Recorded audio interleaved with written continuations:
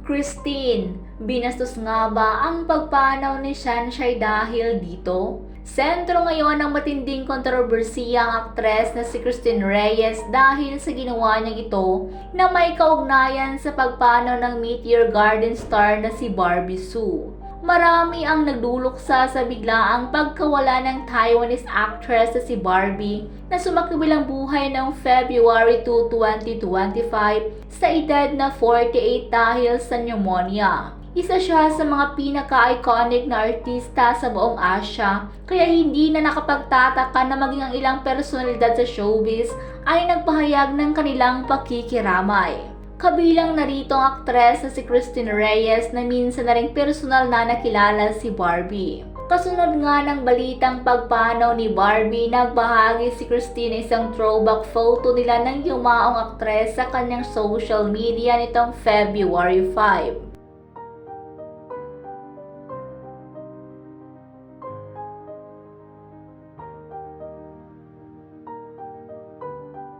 Ngunit hindi pa rito nagtatapos ang post ni Christine.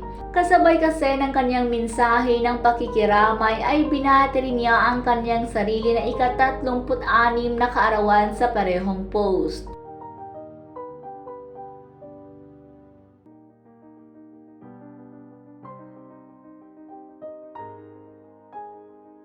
Kaya naman hindi ito nakaligtas sa batikos ng netizens. Para sa marami, tila nagkaroon ng double celebration sa post ni Christine, isa dahil sa pagpanaw ni Barbie at isa para sa sarili naman niyang kaarawan.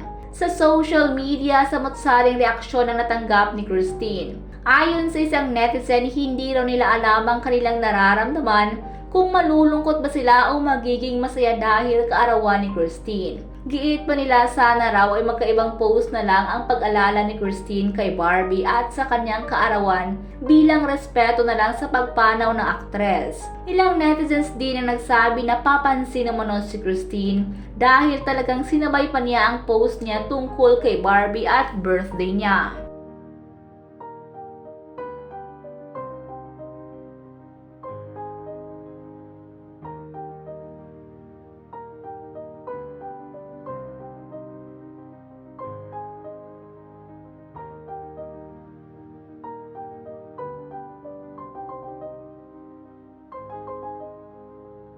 Dahil sa negatibong feedback, agad namang binura ni Christine ang kanyang post.